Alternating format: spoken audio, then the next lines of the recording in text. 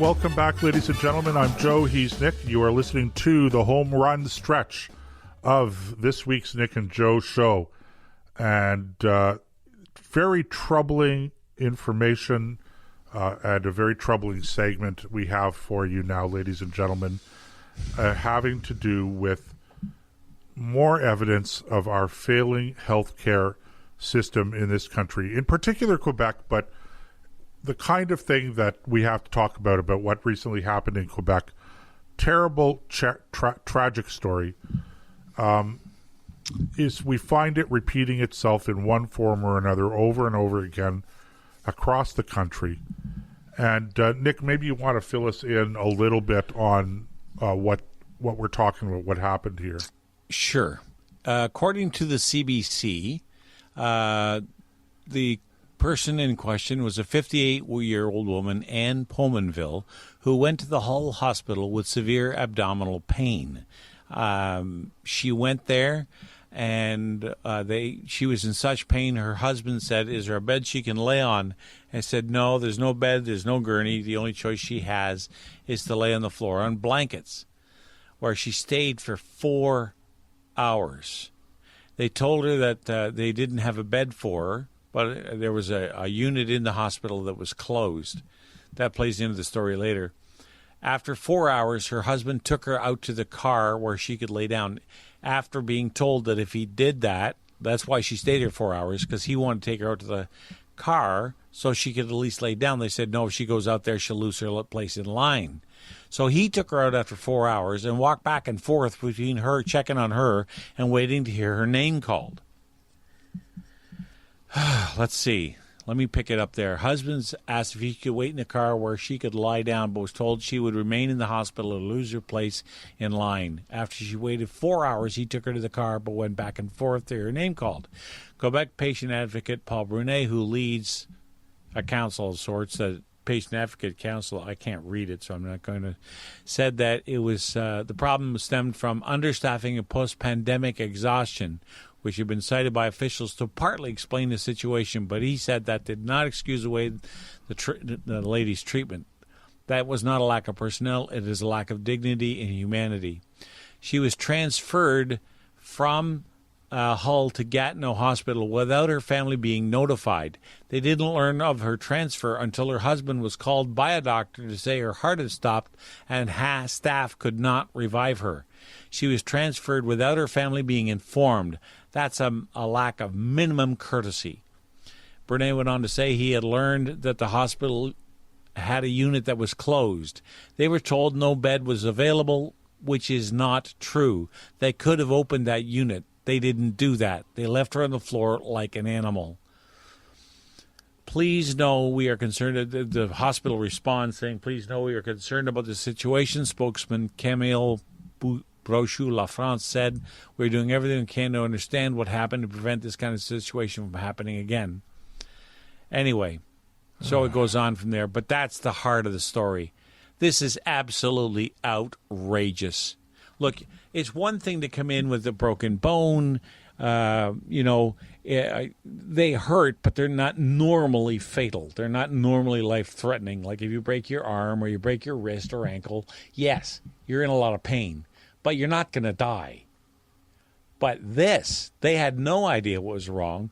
She's doubled over in agony, and they can't open a unit to put her on a bed so at least she doesn't have to lay on the floor on blankets, and then to tell her husband if he goes and does the next best thing, put her in the car and then, have a staff member come out to say, by the way, it's her turn, come on in.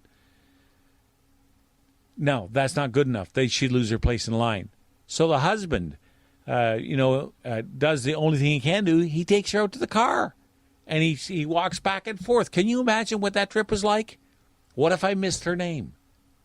First question across his mind. He walks in. Did you call my wife's name yet? No, sir. Walks back out, checking his wife, coming back in. Did you call my wife's name yet? Every time he asked that question, that his heart must have been in his throat, because he didn't know what was wrong either. Joseph, this is absolutely outrageous that this would happen. And to blame this on the pandemic? Come on. Well, I'm almost speechless, Nick. I'm just trying to collect my thoughts. This is, I want to blame the system. I want to blame governments for having let the system deteriorate to the point where something like this happens. But really, I think it's actually the starting point here has to be to recognize and acknowledge the human failure. The human failure. Whatever else might be going on systemically, what we have here are human beings making decisions. They're following rules rigidly, despite the fact that they see that this is causing inordinate, unjustifiable, unnecessary suffering from an ill person. But nevertheless, we're going to follow the rules, and the rules are, you have to stay in the waiting room, otherwise you lose your place in line. Or, the units are closed, so we can't open the unit. Okay, well, but news flash, all of the beds that are in these units are on wheels. So you don't even have to open a unit. You look around, you go, this is an anomalous situation. We have a patient here. There maybe are no beds available in the emergency ward itself because they're all being used. And maybe we're overwhelmed and we don't even have any gurneys or stretchers we can use. Well, surely to goodness, that's where you send a couple of orderlies up to grab a bed from one of the wards that is closed temporarily for whatever reason, maybe COVID, maybe cutbacks, whatever. There are beds in that hospital that are not being used. You send a couple of orderlies up. They turn the light switch on in the ward that's not being used. They grab that bed. They wheel it out into the elevator. They bring it down to the emergency department, and they put the bed on the side somewhere, maybe in the hallway, maybe in the department, but not in one of the cubicles. I don't know. I'm sure that they would have been able to find a place to put a spare bed. And what about doing something? And then you help this lady get into that bed, and you allow her to stay there and rest there. You may have, Nick, you may have broken every regulation and rule in the book, but that's the human thing to do. And I can't help but point out that in my opinion, what we have here is a failure, first and foremost, of humanity, first and foremost of being too concerned about the rigid application of whatever protocols are in place and rules. And I don't know, the union maybe had something to say about this, or maybe they would in the circumstances. Not. But you deal with all that later, Joseph. Well, that's my point. My point is err on the side of caring for the patient and deal with all of that stuff afterwards. And if you want an outcry, imagine a nurse or a doctor being disciplined by the hospital or by the Ministry of Health for having gone and gotten a damn bed that wasn't being used in one of these shut down wards. There's also the fact that she's in incredible pain. What about giving her something to help manage that pain, make her more comfortable? I mean, there's so many facets to this that just make me crazy. I think back to the time when I had to take my wife to the hospital for broken ribs. Now, she wasn't in this lady's condition. I'm not trying to make a moral equivalency here, but she was in a lot of pain. And I went to the hospital, took her to the hospital. They let her in, but I couldn't go in under any circumstances. I was not allowed to go in and be with my wife and make sure that she was looked after properly, because some great big orderly stood in the doorway and said, "You can't come in." I said, "What do you mean I can't come in?" "You can't come in." I said, "Is this about COVID?" He said, "Yeah, absolutely." And he said, "I'm sorry, sir, you're going to have to leave." I said, what do you mean I'm going to have to leave? There was no, well, if you put a mask on and sanitize your hands, we can let you in. None of that. And this, to me... Or if you have a vaccine passport. Oh, yeah, that'd help. In that, if that's what it would have taken, I would have done it.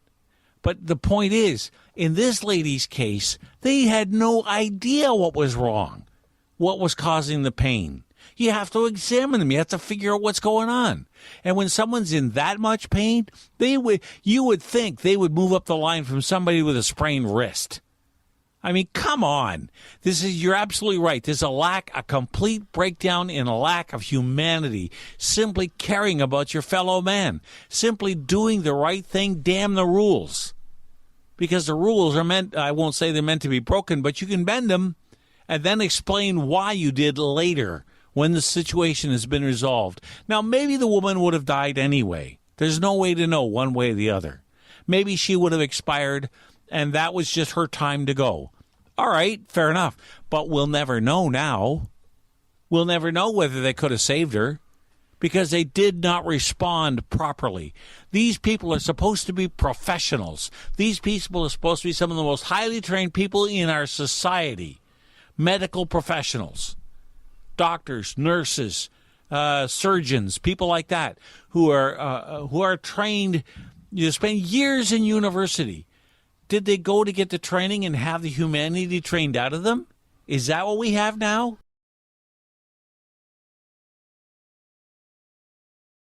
I think that's a far more excellent and profound question, Nick, than you realize. Because I often think that's what we're on the road towards. We've talked last week a little bit about this whole fad about eradicating hate in society. And we talked about the fact that we don't think that it's possible to eradicate hate because hate is a human emotion, and that you have to fundamentally change human nature. And that's just not something that you can do. What you can do is you can teach young children to manage their emotions and not be ruled by them. And but it just occurs to me, I see this more and more, Nick, where we're telling people that they shouldn't use their best judgment. They shouldn't do things intuitively or instinctively. That the proper reaction is always what the book says it should be in the circumstances, and damn everything else. Now, I concede wholeheartedly that hate is a bad emotion, okay, and that you really need to learn to control it and to not allow it to govern your actions. But what about love of your fellow human being? What about care and compassion? And it seems to me that just as we're trying to find the right regimented, the right regulatory response to feeling hate, that's the way we're going to deal with it. We're going to come up with some sort of a protocol that when you feel this way, this is acceptable, this is not acceptable, and you almost have to refer to a manual to decide how you react to your feelings, rather than being human and learning to use them to inform your judgment positively or negatively. And in this case, you want people to not refer to the rule book when they're confronted with a situation like this. You want their humanity to trump their judgment to a certain degree, or you want the humanity to be the stronger informing element in their decision-making process. But I could just picture this. I could picture that a nurse or a doctor and a couple of nurses, some staff huddling in the corner saying,